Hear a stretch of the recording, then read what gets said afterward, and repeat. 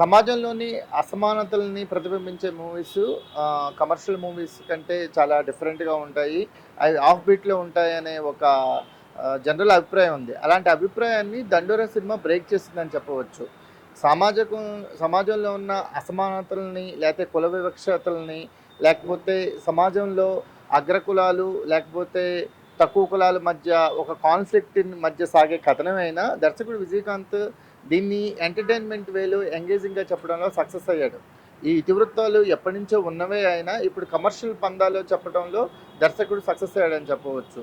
కులం ప్రభావం చావు దగ్గర, పెళ్లి దగ్గర మాత్రమే ఎక్కువగా కనిపిస్తుంది. ఈ చావు, పెళ్లి ఈ 2 దగ్గరే కుల ప్రభావం కనిపిస్తుంది. ఈ రెండిటిని మధ్య తన కథనాన్ని సెట్ చేసుకున్నాడు. కథల్ని సెట్ చేసుకున్నాడు, క్యారెక్టర్‌లని సెట్ చేసుకున్నాడు. రవికృష్ణ పాత్రతో మొదలయ్యి శివాజీ పాత్రతో ఈ సినిమా ఎండ్ అవుతుంది.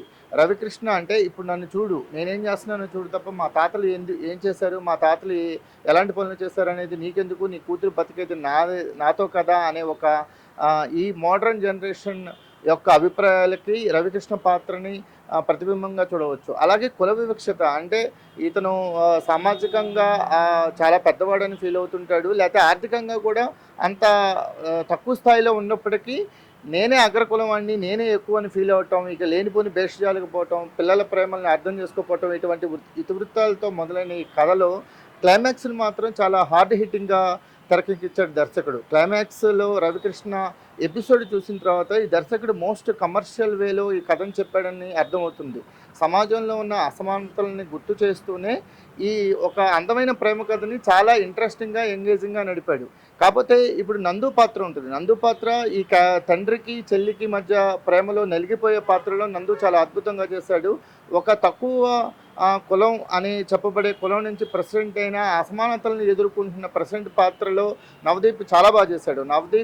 నవదీప్ కానీ, నందు కానీ, రవికృష్ణ గారిని కానీ ఒక చాలా పొటెన్షియల్ ఉన్న ఆర్టిస్టులని చూడవచ్చు. అంటే వీళ్ళల్లో ఉన్న పొటెన్షియాలిటీ బయటికి రావడానికి విజయకాంత్ రాసిన పాత్రలు చాలా దోహదపడ్డాయి. అండ్ ఎందుకు ఎస్పెషల్లీ నవదీప్ క్యారెక్టర్ అయితే చాలా ఎంటర్టైనింగ్గా ఉంటుంది. అంటే అసలు తన ఊరి జనాలతో తను పడే పాటలు కానీ, ఒక చావు ఇంటి దగ్గర ఒక సీరియస్నెస్ని, ఆ చుట్టుపక్కల జరిగే ఒక మనుషుల ప్రవర్తన ఎంత విచిత్రంగా ఉంటుంది, అందులోంచి ఒక హ్యూమర్ని జనరేట్ చేయడంలో దర్శకుడు 200% సక్సెస్ అయ్యాడు. లేకపోతే సెకండ్ హాఫ్కి వచ్చేసరికల్లా అనవసరమైన ఒక కథనం ప్రేక్షకుల్ని కాస్త పక్కదోవ పట్టించింది. శివాజీ అండ్ బిందు మహాదేవికి ఉన్న ట్రాక్ని చాలా లెంతీగా అయింది. అంటే ఇప్పుడు బిందు మాధవి క్యారెక్టర్ని అతను పరిచయం చేయాలనుకుంటే కథ మొదట్లోనే, సినిమా మొదలైన మొదట్లోనే ఆ పాత్రని పరిచయం చేస్తుంటే ఒక జర్క్గా ఉండకపోవచ్చు.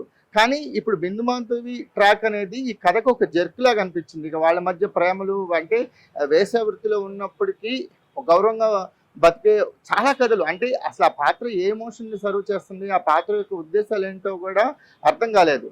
ఆ ఒక్క కథ మాత్రం కథని పక్కదారి పట్టించింది.